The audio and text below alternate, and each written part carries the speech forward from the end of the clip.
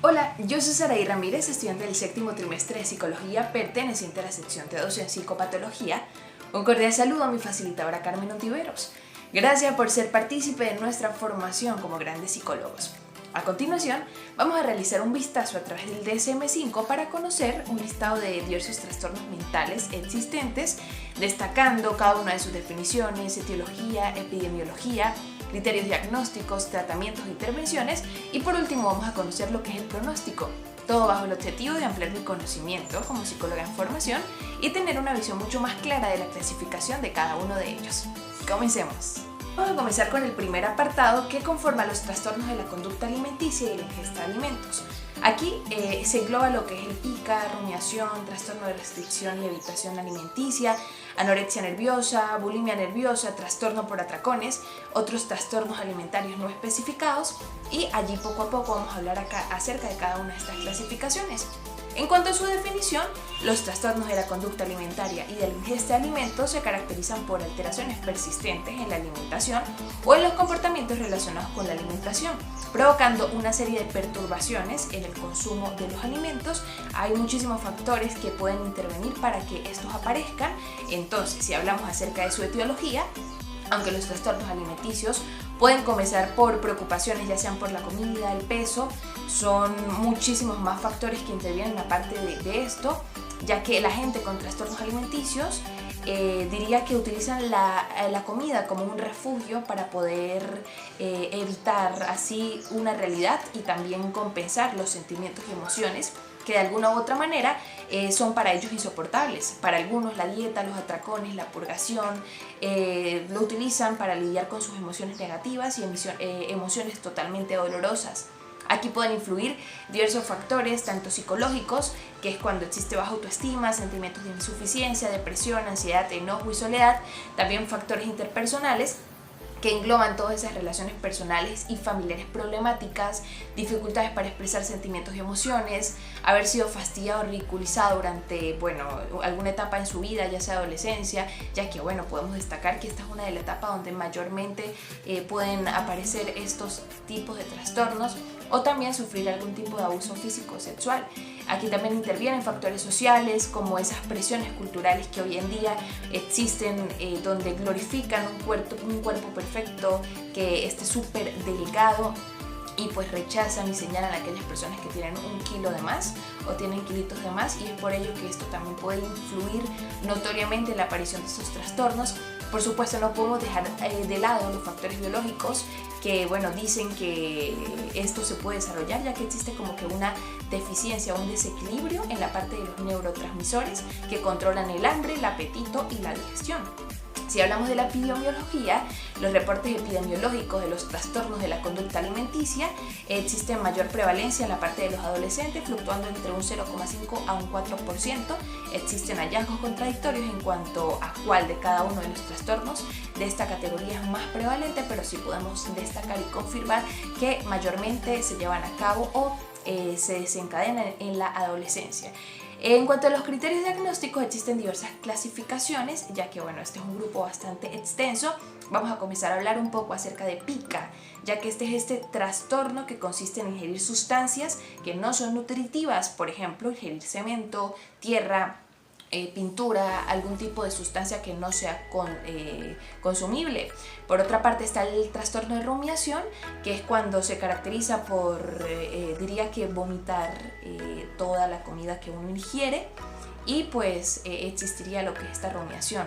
El trastorno de evitación, como su misma palabra lo indica, es cuando aquella persona no quiere ingerir ningún tipo de alimento, no siente la necesidad, no siente apetito y pues automáticamente evita todo lo que tenga que ver con la comida, provocando cualquier tipo de anorexia. En este caso podemos destacar la anorexia nerviosa, que se caracteriza por una restricción y reducción absoluta en lo que es la ingesta nutricional, lo que conduce a una pérdida significativa de peso. Esto es muy común en nuestra sociedad actual. También existe por otra parte la bulimia nerviosa, que es un trastorno de la conducta alimenticia que se caracteriza por tener episodios de atracones en los que se ingiere una gran cantidad de alimentos en poco tiempo y generalmente en secreto, y luego ocurre lo que es la rumiación, ya que diría que el paciente va o se dirige al baño para evacuar todo lo que consumió, creando cierto tipo de preocupación por la parte física, ya que es un trastorno que es sumamente notorio, se puede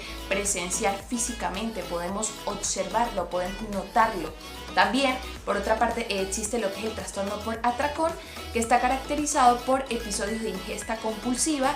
De forma recurrente, el paciente utiliza los alimentos para sanar, por así decir, todo ese dolor, y aquí no existe ningún tipo de ayuno, no existe ejercicio físico, lo que podría causar lo que conocemos como la obesidad, también la diabetes, hipertensión, el colesterol. Y ustedes se preguntarán si este tipo de trastornos existe una cura o existe algún tratamiento. Podemos destacar que los trastornos como tal no tienen una cura en específico. La gente siempre va a tener que estar en un constante tratamiento, aquellas personas que están atravesando a través de trastornos alimenticios, pero uno de los tratamientos en particular es la combinación de la terapia psicológica, o conocida como psicoterapia, la educación sobre la alimentación, una supervisión médica, y en algunas veces pues también se llevan a cabo lo que son medicamentos. Por ende es un trabajo pues que incluye muchísimas áreas aparte de la psicología, y pues es muy importante mantener un estricto cumplimiento de cada uno de las recomendaciones que se lleven a cabo al momento del tratamiento. En cuanto al pronóstico, hoy en día se acepta que la anorexia nerviosa afecta a 1% de la población adolescente, en el caso de la bulimia a más del 2% de la población adolescente. Más que todo también se lleva a cabo en los países donde ocurre muchísimo o hay mucha comida, por así decirlo. Podemos destacar Estados Unidos, también países europeos o países asiáticos, que es donde la tasa de personas con trastornos alimenticios es mucho más común. Avanzamos con nuestro segundo apartado, con los trastornos de la excreción. Esto está conformado por la enuresis y la encopresis. Si definimos qué es el trastorno de la excreción, podemos decir que es ese retraso en el aprendizaje del control del esfínteres en los niños. Es muy común que se lleve a cabo en los niños. Este aprendizaje se desarrolla de forma progresiva en los primeros años de vida, donde pues el niño comienza a tener ese control intestinal de noche, y cuando existe una alteración y el niño pues pasa los 18 meses hasta los 3 años aproximadamente y pues no tiene la capacidad de controlar su esfínter, allí ya comienza lo que es una señal de alerta. Pero si hablamos acerca de las causas, ¿cuál es la etiología? ¿Qué origina este trastorno de excreción? Podemos decir que se puede originar diversos factores, entre ellos los factores genéticos. Si durante la infancia ambos progenitores sufrieron de enuresis, pues la probabilidad es mucho más alta, aproximadamente un 77%. En el caso de haberlo sufrido un solo progenitor, un 44% de probabilidades. Y en el caso de que ninguno haya sufrido un tipo de trastorno de excreción, un 15%. También influirían factores fisiológicos que pueden originar problemas en la capacidad vesical o la secreción de la hormona antidiurética. Factores relacionados con el sueño, como cuando no existe un patrón en el sueño, también puede aparecer estos trastornos. Y si nos entramos en la parte psicológica, el estrés puede aumentar que los episodios sucedan con mayor frecuencia. También pueden originar diversas enfermedades orgánicas correlacionadas a este trastorno.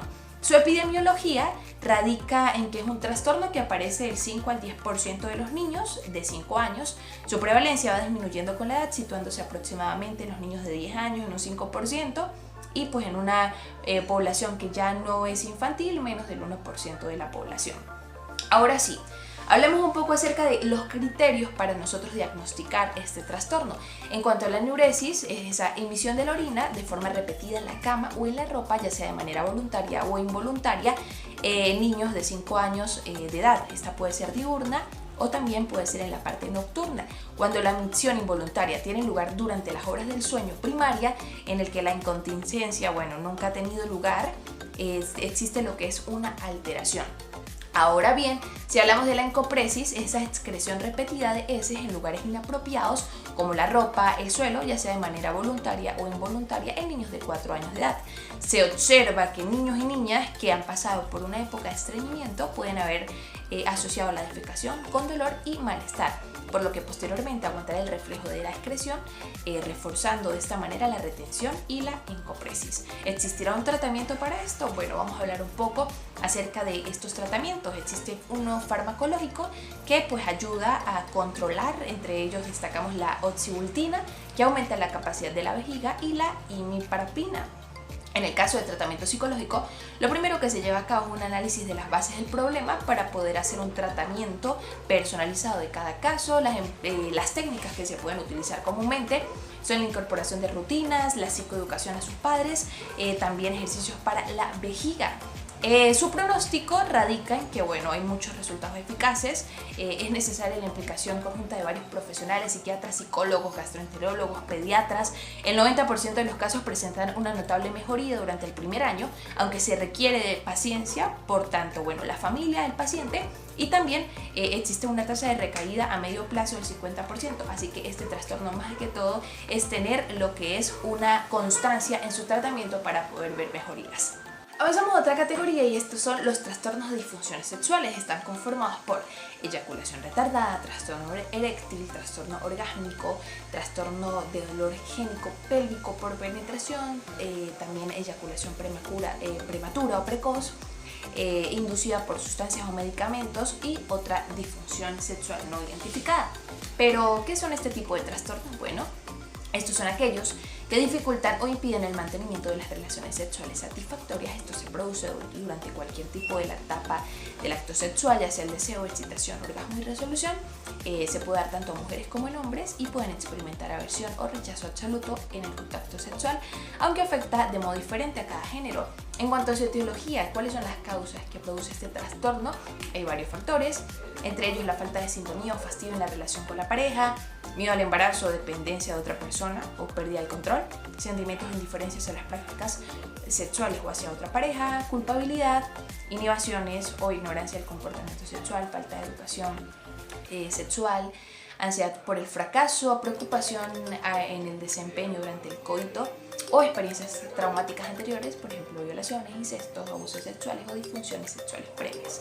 En cuanto a su epidemiología, es muy común realmente, ya que en el grupo de hombres con edades comprendidas entre 25 y 30 años, la disfunción más frecuente fue la eyaculación retardada de un 36,4%, seguida del bajo deseo sexual un 33,3% y la dispareunia de un 27,3% de la población.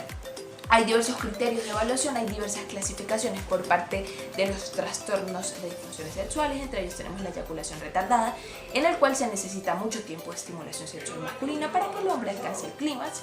También el trastorno eréctil, que es la incapacidad para lograr y mantener una erección lo suficientemente firme como para tener relaciones sexuales. También se lleva a cabo lo que es el trastorno orgásmico femenino, que se caracteriza por un retraso, infrecuencia o ausencia de orgasmos. También puede haber una intensidad reducida por las sensaciones. Aquí también se lleva a cabo lo que es el trastorno de interés de excitación sexual femenino, que es la falta o la disminución del interés en la actividad sexual y los pensamientos del individuo. También se puede destacar el trastorno del dolor génico pélvico o penetración, que se caracteriza por la contracción involuntaria de los músculos del piso de la pelvis o dolor durante la entrada vaginal. Aquí también se puede aplicar lo que es el deseo sexual hipoactivo en el varón, que se caracteriza por un bajo deseo sexual y una ausencia de pensamientos o fantasías sexuales. La eyaculación prematura precoz, que es cuando existe orgasmo o emisión de semen que ocurre justo antes o poco después de comenzar el acto sexual. Y también existe lo que es las disfunciones sexuales inducidas por medicamentos o sustancias, que es aquella alteración de las funciones sexuales que tiene una relación directa o temporal con algún tipo de medicamento. ¿Existirá algún tipo de tratamiento para estos trastornos? Claro que sí. Al igual que con el diagnóstico, el tratamiento de los trastornos sexuales varía según su naturaleza. Por ejemplo, en el caso de la disfunción eréctil, hay que consultar con un andrólogo para entender si este se provoca por una patología física o psicológica, mientras que en el caso del vaginismo se puede iniciar programas de educación psicosexual o también considerar lo que es la cirugía. El pronóstico puede variar según el origen del trastorno, pero en general tiene un pronóstico favorable, aunque a veces los tratamientos pueden ser largos y los resultados dependen mucho del interés del paciente, pues existe una mejoría.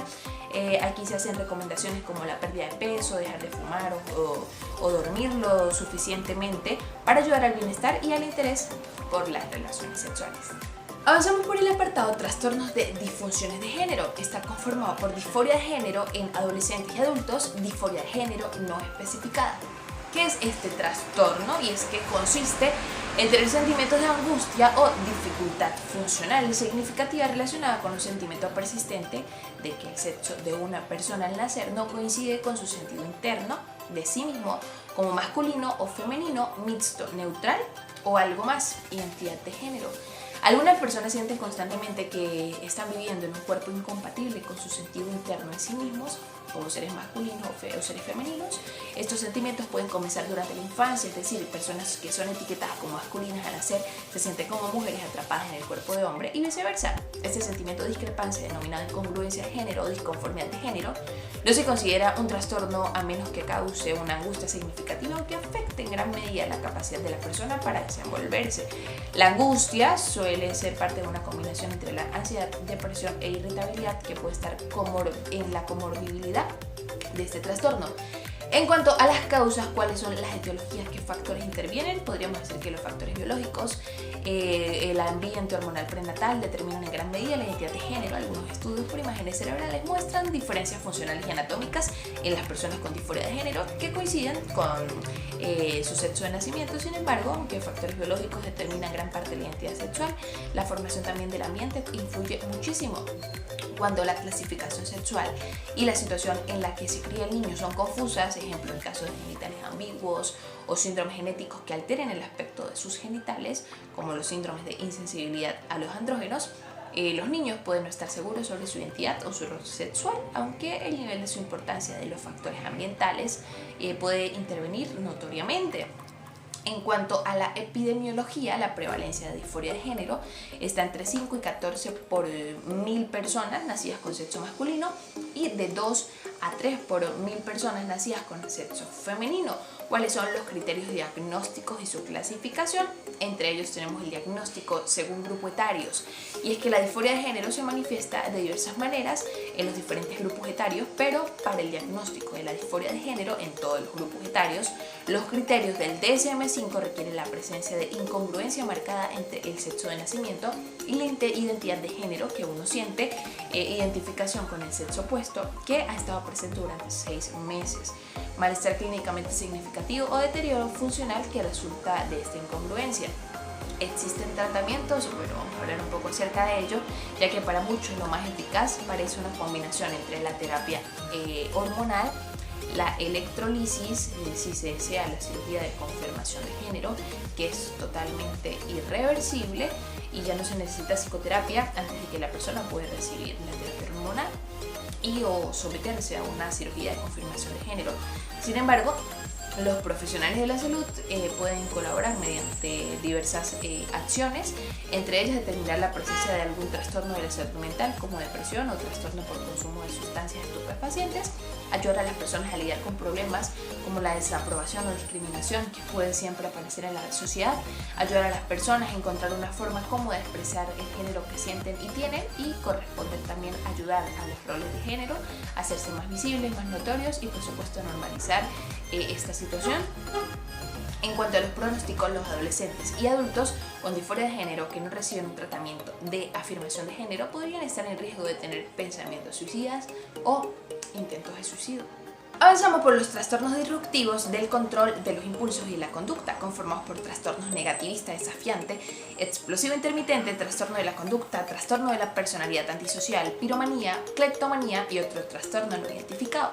En cuanto a su definición, incluyen afecciones que se manifiestan con problemas en el autocontrol del comportamiento y las emociones, mientras que otros trastornos del DSM-5 pueden tratar sobre problemas de regulación del comportamiento y las emociones. Los trastornos disruptivos de este tipo incluyen lo que es agresión, destrucciones a la propiedad o llevar al individuo a conflictos importantes en la sociedad. En cuanto a la etiología, intervienen diversos factores, entre ellos los genéticos, que es cuando existe una relación genética en el desarrollo de los trastornos del control por impulso. Esto significa que si una persona tiene antecedentes familiares de trastornos con control de impulsos, pues enfrentan mayor riesgo o probabilidades de que padezcan este tipo de trastornos. Además, también intervienen factores biofísicos que dicen que diversos estudios en neuroimágenes realizados a lo largo de los años han determinado que las personas que exhiben síntomas indicativos de un trastorno de control de impulsos tienen diferencias estructurales en sus cerebros en comparación con otras personas. Estas diferencias provocan que puedan perder su control o que tengan la incapacidad de poder controlarse. También podríamos tener factores ambientales, ya que las personas que están expuestas a la violencia o que son víctimas de abuso corren mayor riesgo de desarrollar este tipo de trastornos por impulso. En cuanto a su epidemiología, los trastornos disruptivos de la conducta son más comunes en hombres que en mujeres y tienden a surgir en la niñez o la adolescencia. Es muy raro que este trastorno surja en edad adulta. La prevalencia está entre 1 y 11%, con un promedio de 3,3% de los niños en la población. En cuanto a los criterios diagnósticos, existen diversas clasificaciones. En primer lugar, existe el trastorno negativista desafiante, y es que los niños con trastornos negativistas desafiantes son pertinaces, difíciles, desobedientes, irritables, sin ser físicamente agresivos o sin violar realmente los derechos de los demás. A veces se considera esa forma más leve del trastorno disocial. Sin embargo, los niños con este trastorno parecen carecer de conciencia y, a diferencia de aquellos con trastorno negativista desafiante, violan repentinamente los derechos de los demás, a veces sin ningún tipo de irritación. Por otra parte, se encuentra el trastorno explosivo intermitente, que supone episodios repentinos y repetitivos de conductas impulsivas, agresivas y violentas o arrebatos verbales agresivos en los que reaccionan con demasiada exageración por la situación. Por otra parte, se encuentra el trastorno de la conducta, donde el niño muestra un patrón continuo de agresión hacia otras personas y graves violaciones de las reglas y normas sociales. El trastorno de la personalidad antisocial, cuando una persona no muestra el discernimiento entre el bien y el mal y ignora los derechos y sentimientos de las demás personas, y aquí no muestra ningún tipo de culpa o remordimiento. También existe y está presente la piromanía, que es esa tendencia patológica por la provocación de incendios, la cleptomanía, que es esa incapacidad recurrente para el impulso de robar objetos por lo general que no necesitas y que suelen ser de poco valor. También existen los trastornos no identificados, que es cuando no cumplen diversos criterios, entonces entrarían en este tipo. En cuanto a los tratamientos, parece que este tipo de trastornos suele requerir una correcta detección de los síntomas para un diagnóstico acertado y una posterior intervención temprana y multimodal de los sistemas. De esta manera se consigue evitar que el trastorno pueda provocar situaciones complejas derivadas o la falta de control de impulsos. El tratamiento puede aportar pautas y proporcionar herramientas a la persona afectada para que pueda controlar sus impulsos, corregir las conductas desviadas, evitar situaciones complejas antes de que se produzcan. Existe un pronóstico favorable, ya que habitualmente el trastorno se diagnostica durante el inicio de la escolaridad, a partir de los 6 años, cuando se advierte el efecto de los síntomas sobre la adaptación escolar, aunque puede detectarse y diagnosticarse antes, teniendo en cuenta en preescolares el intervalo, la normalidad, la capacidad de atención, ya que existe un 48% de este grupo, es decir, la mitad de ellos realmente tendrán el trastorno a la edad de los 9 años. Continuamos con los trastornos relacionados con sustancias y trastornos adictivos. Está conformado por trastornos por consumo de alcohol, intoxicación, abstinencia y otros trastornos inducidos por el alcohol. También aquí entraría trastornos por cafeína, también los que están relacionados por alucinógenos, por fenicilidina, también por intoxicación a los inhalantes, abstinencia también a los sedantes, relacionados con el tabaco, por consumo y abstinencia relacionados con sustancias desconocidas, y intoxicación por otro tipo de sustancias no especificadas. Si hablamos de la definición, implican un patrón patológico de comportamiento en los que el paciente continúa utilizando una sustancia a pesar de experimentar problemas significativos con su uso. También pueden haber manifestado algunas conductas fisiológicas, incluyendo cambios en los circuitos del encéfalo. ¿Cuáles son las causas de este trastorno? Existen varios factores que pueden intervenir. En general, las personas con un trastorno por uso de sustancias progresan de la experimentación al consumo ocasional y luego el consumo intenso y varias veces repetitivo de este tipo de sustancias, existiendo una progresión compleja y solo se comprende en parte. El proceso depende de la interacción entre la droga, el usuario y el ambiente. Los medicamentos de las 10 clases varían en la probabilidad que tienen de causar un trastorno por uso de sustancias. La probabilidad se denomina susceptibilidad a la adicción. También el usuario puede predisponerse a diversas características físicas, ya sean personales o circunstanciales de los trastornos. El ambiente puede influir muchísimo. Los factores culturales y sociales son muy importantes en el inicio y el mantenimiento del consumo de sustancias, la observación de los miembros de la familia, cuál es su interacción y los compañeros que utilizan sustancias aumentan el riesgo de que la gente empiece también a consumir.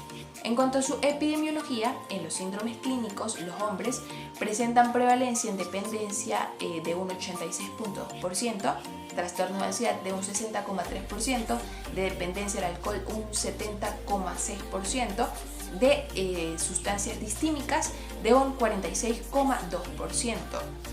En cuanto a los criterios, podemos comenzar hablando acerca del trastorno por consumo de alcohol o intoxicación, que es aquella afección caracterizada por la capacidad disminuida de detener el consumo de alcohol a pesar de las consecuencias adversas sociales, ocupacionales o de salud. Por otra parte está el trastorno relacionado con cafeína, que es aquella intoxicación y abstinencia cuando la cafeína se considera como un fármaco, un nutriente y una droga de abuso dependiendo de su uso. Por otra parte, el trastorno relacionado por la cannabis, intoxicación y abstinencia. Las personas que consumen marihuana tienen más probabilidades de presentar paranoia y alucinaciones. También los trastornos mentales de larga duración, incluida la esquizofrenia. Por otra parte, se encuentran los trastornos relacionados por alucinógenos, que cuando la gente recurre a ciertas experiencias causadas por las drogas, como alucinaciones u otros trastornos visuales, estos flashbacks a menudo ocurren sin previo aviso y pueden presentarse a pocos días o después del consumo de la droga. Por otra parte, el trastorno por consumo de fenicilidina, intoxicación y no identificado pueden desarrollar problemas del estado de ánimo, depresión, ansiedad e incluso puede llegar a cometer un suicidio el paciente. Por otra parte, se encuentran los trastornos perceptivos y persistentes por alucinógenos. Es una identidad clínica caracterizada por secuenciadores de alucinógenos y que normalmente se llevan a cabo, se originan por sustancias psicoactivas. Por otra parte, se encuentran los trastornos relacionados con inhalantes, que pueden incluir beligerancia, apatía, juicio deteriorado, el desempeño inapropiado en algunas actividades sociales o del trabajo. Otros efectos secundarios son las náuseas y el vómito. Por otra parte, se encuentran los trastornos relacionados con opiáceos, que se llevan a cabo gracias a los efectos secundarios como somnolencias, náuseas, estreñimientos, pueden causar incluso respiraciones lentas o la muerte por sobredosis. También existen lo que son los trastornos relacionados con sedantes hipnóticos o ansiolíticos, los relacionados con estimulantes por consumo, aquellos que los estimulantes recetados aumentan el estado de alerta y la tensión de energía. El abuso de estos medicamentos puede llevar a la paranoia, a la psicosis, a la ira, a problemas cardíacos, estomacales, nerviosos, entre otros. Por otra parte, los trastornos relacionados por el tabaco, ya sea por consumo o por abstinencia, existe una prevalencia de que los fumadores con más elevada tasa lo hacen para utilizar un refugio y pueden caer en la depresión, en la ansiedad, en la esquizofrenia, el trastorno bipolar, otras adicciones. También los trastornos relacionados con sustancias desconocidas, ya sean por intoxicación, ya que consiste en un patrón patológico de comportamientos en los que el paciente continúa utilizando una sustancia a pesar de experimentar problemas significativos o relacionados con su uso. Su tratamiento puede variar, ya que hay diversas funciones en las sustancias circunstanciales. El tratamiento del abuso de sustancias es difícil e incluye a más de uno de los siguientes. Por primera parte, desintoxicación aguda, prevención y tratamiento de la abstinencia, cese o rara vez reducción del uso, mantenimiento de la abstinencia. Las diferentes fases del tratamiento pueden tratarse con medicamentos y asesoramiento del apoyo psicológico. Se tratan las medidas y los aspectos específicos de las sustancias en el manual de trastornos por consumo de alcohol y trastornos por uso de opioides. Si hablamos del pronóstico, en general las adicciones suelen tener una evolución recurrente o clínica, aunque hay excepciones como remisiones espontáneas en las que desaparece el consumo de la droga sin intervención de profesionales sanitarios. Todo depende. Avanzamos por los trastornos neurocognitivos. Están conformados por el delirio, un otro delirio no especificado, trastornos neurocognitivos mayores. También existe el trastorno neurocognitivo frontotemporal, el trastorno de Lewy, el neurocognitivo vascular mayor, el inducido por sustancias o medicamentos debido a infección por VIH, el de la enfermedad de Parkinson debido a enfermedad de Huntington y debido a otra afección médica o ya sea a etiologías múltiples. En cuanto a su definición, ¿qué es este tipo de trastorno? Ya que representan un deterioro de la cognición que no ha estado presente desde el nacimiento o el periodo del desarrollo temprano. Por lo tanto, las personas con este trastorno experimentan una disminución de un nivel de funcionamiento previamente alcanzado. ¿Cuáles son las causas? ¿Cuál es la etiología que provoca este trastorno? Y es que ya esto puede ser comprendido por posibles trastornos neurocognitivos, ya que pueden presentar el gran interés a alguna problemática en los siguientes factores. Entre ellos existe lo que es el factor genético. La alteración de ciertos genes presentan en personas que padecen trastornos neurocognitivos una implicancia directa con respecto al desarrollo de enfermedades. De igual modo, la herencia genética representa un hecho trascendental, dado que si un familiar ha presentado algún trastorno neurocognitivo, es posible que la persona también lo padezca. Existe una comorbilidad, ya que la existencia de una enfermedad orgánica puede condicionar el desarrollo de un trastorno neurocognitivo. Es importante hacer hincapié en el historial clínico de cada paciente para situar una patología específica y hacer el correcto diagnóstico. En cuanto a su epidemiología, alrededor de 20% de las personas mayores de 65 años cumplen los criterios de los principales trastornos neurocognitivos mayores. Entonces, la tasa más común es en las personas mayores. Alrededor de un 70% de los pacientes mayores pueden padecer de Alzheimer. En cuanto a sus criterios, existen varias clasificaciones. En primer lugar, la conformada por el delirio, que es alteración grave de las capacidades mentales, que resulta en pensamientos confusos y conciencia reducida en el entorno. También existe lo que es el trastorno de Lewy, el trastorno neurocognitivo vascular mayor, el trastorno neurocognitivo debido a VIH, debido a enfermedades por priones, debido a enfermedades de Parkinson, debido a la enfermedad de Huntington, debido a otra afección médica o debido a etiologías múltiples.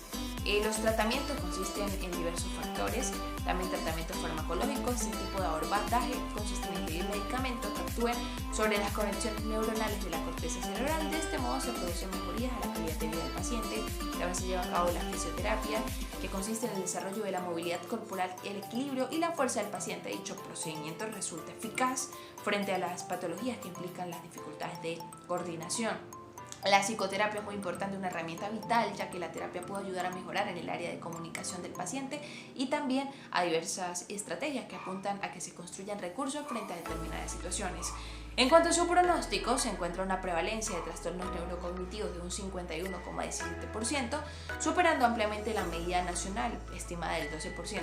En estudio, acento las siguientes bases epidemiológicas de que en gran medida este trastorno se puede llevar a cabo mejorando un mejor estilo de vida por parte de los pacientes adultos mayores. Todo depende de también la colaboración por parte de la familia para poder tener una mejoría. Continuamos con los trastornos de la personalidad, y este es un grupo de patologías mentales que tienen en común el hecho de construir patrones permanentes de experiencias internas que se desvían marcadamente de lo esperable en la cultura que el paciente pertenezca, alterando el tipo de pensamientos, emociones o el control de impulsos. ¿Cuáles son las causas que originan este tipo de trastornos de la personalidad? Si bien no se conoce la etiología precisa de los trastornos, ciertos factores pueden aumentar el riesgo de desarrollar o desencadenar estos trastornos, entre ellos los siguientes: antecedentes familiares de trastornos de personalidad u otras enfermedades mentales, vida familiar abusiva, inestable o caótica durante la niñez, el diagnóstico de trastornos de la conducta en la niñez, variaciones en la química y en la estructura del cerebro. Si hablamos acerca de la epidemiología, como dice Thorhildsen, los trastornos de la personalidad son prevalentes. Más de 1 de cada 10 adultos padece de un trastorno de la personalidad. Cuando dichas estimaciones se realizan en una población psiquiátrica, la prevalencia aumenta considerablemente y se sitúa que entre el 10,8 y el 82% de la población psiquiátrica también se estima que tiene un trastorno de la personalidad. ¿Cuáles son los criterios? Para hablar de criterios tenemos que hablar de 3 grupos o trasfondos de la personalidad. Está el clúster o grupo de personalidad A, que corresponde a aquellas personas que puedan ser consideradas como raras o excéntricas. Incluye los trastornos de la personalidad paranoide, esquizoide y esquizotípico. El segundo clúster es la personalidad B. Las personas englobadas en este grupo se caracterizan por ser exageradamente emocionales, dramáticas o erráticas. Engloba los trastornos de la personalidad antisocial, personalidad límite, histrónicos y narcisistas. Existe el clúster C, que es aquellas que son identificadas como personas muy ansiosas y que sienten temor con facilidad. Aquí entran lo que son los trastornos de personalidad evasiva, dependiente y trastorno de personalidad obsesiva compulsiva. Este es un tratamiento, vamos a hablar un poco acerca de ello, ya que el tratamiento de los trastornos de la personalidad en psicoterapia, bueno, es muy importante esta herramienta. A través de la terapia psicológica la persona puede ser capaz de entender lo que le ocurre, cómo afecta a su entorno y cómo ha influido en sus fracasos y frustraciones. El tratamiento de los trastornos de la personalidad puede ser muy efectivo, también puede llevar muchísimos años de terapia o tratamiento, son bastante largos, pero la mejoría de estos patrones, especialmente cuando se detecta a tiempo, es bastante favorable. Su pronóstico varía, algunos trastornos de la personalidad mejoran enormemente durante la madurez sin ningún tratamiento, otros solo mejoran lentamente, incluso con tratamiento. Todo depende de, diría que el apoyo psicológico, psiquiátrico que tenga cada uno de estos pacientes para poder tener una mejor calidad de vida. Avanzamos por el último grupo de trastornos. En ellos están los trastornos parafílicos, conformado por trastornos de voyeurismo, trastorno de exhibicionismo, froterismo, trastorno de masoquismo sexual, de sadismo sexual, de pedofilia, de fetichismo, de travestismos y otros no especificados. ¿Qué son este tipo de trastornos? Bueno, los trastornos parafílicos consisten en una parafilia que genera ansiedad al individuo o daña a otras personas. Se determina a partir de la tensión y disfunción que este provoca. El comportamiento parafílico puede representar un porcentaje elevado de episodios sexuales en muchos pacientes, en tantos otros solo sucede en algunas ocasiones, quizás cuando se encuentre bajo tensión. ¿Cuáles son las causas o cuál es la etiología para que este trastorno se desencadene? Dicho evento puede detonar en el futuro cuando existen patrones de excitación sexual con características patológicas. También otros cambios que puedan existir son cambios de las vías cerebrales, antecedentes de abuso sexual y maltrato, enfermedades mentales como la depresión y la ansiedad, conflictos familiares o ausencia de alguno de los padres, desequilibrios en las actividades de los neurotransmisores del cerebro, enfermedades que comprometen la parte del cerebro que controla la conducta sexual. ¿Cuál es la epidemiología? ¿Cuáles son las tasas de porcentajes existentes? Ya que solo un pequeño porcentaje de personas sufren trastornos parafílicos, no son muy comunes realmente. La mayoría de las parafilias se dan casi exclusivamente en hombres, pero el sadismo, el masoquismo y la pedofilia también pueden ser mujeres. Los trastornos voyeuristas y pedófilos son muy comunes en la sociedad actual. ¿Cuáles son los criterios? Vamos a hablar acerca de cada una de las clasificaciones. Los trastornos de voyeurismo se caracterizan por la excitación sexual al observar a una persona que realiza actividades privadas. También existe lo que es el trastorno de exhibicionismo, cuando una persona tiende a seguir el mismo patrón en cada acción, puede fantasear mientras conduce en una búsqueda de una víctima, causando una mirada de terror que la víctima manifiesta y esto le genera placer a la otra persona. El froterismo, que es ese mecanismo común en donde el paciente o la víctima como que roza o estrecha por su escote, lo que le provoca placer. Por otra parte, el trastorno de masoquismo sexual, donde el masoquismo comprende 3 grandes características: dolor, humillación y falta de control. Este comportamiento es completamente de los masoquistas, pero a diferencia, los sadistas son perpetradores, no receptores. Ellos se dedican a infligir dolor y humillación sexual, esto los estimula. También existe el trastorno de pedofilia, que hay que tener en cuenta que esto se lleva a cabo durante 6 meses, fantasías sexuales recurrentes por niños o generalmente menores de 13 años. Esto les genera pues actividad sexual y placer a estos individuos. El trastorno del fetichismo, estos objetos son variados por cada individuo: zapatos, ropas, medias, interiores, objetos inanimados. Estos conceptos incluyen en las partes del cuerpo que no participan en un proceso de reproducción. Por último, el trastorno de travestismo, que implica una excitación sexual recurrente e intensa a partir del uso de prendas del sexo opuesto, que pueden manifestarse como fantasías, impulsos y comportamientos. En cuanto a los tratamientos, se han utilizado técnicas de psicoanálisis tradicional, hipnosis, terapias de conducta. Desde hace poco también se emplean unos fármacos conocidos como antiandrógenos que disminuyen los niveles de testosterona. Estos medicamentos disminuyen en los hombres las imágenes de escenas. Esto facilita así la concentración en el asesoramiento psicológico. Por eso en la mayoría de los casos se sugiere la combinación de la terapia farmacológica, psiquiátrica y la terapia cognitivo-conductual.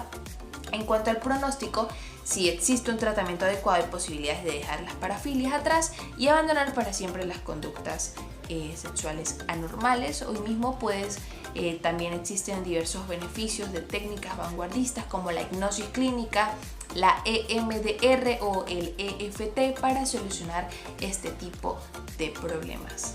Hemos dado cuenta, existe una gran variedad de trastornos que engloba el DSM-5. A lo largo de este video estuvimos estudiando los 10 específicos que engloban diversos tipos, tanto de la personalidad, del sueño, también de excreción, aquellos que se pueden llevar a cabo en la niñez, otros en la parte de la adultez, adolescencia y también en los adultos mayores. Si nos damos cuenta, toda la población está exenta a padecer algún tipo de trastorno mental. Por ello es muy importante identificarlos y sobre todo nos damos cuenta que a pesar de que no existe una cura específica, existe diversos tratamientos que pueden ayudar a mejorar la calidad de vida del paciente, que es lo realmente primordial, y también evitar de que exista cualquier tipo de situación que se pueda prevenir debido a la terapia psicológica, también a la atención de diversos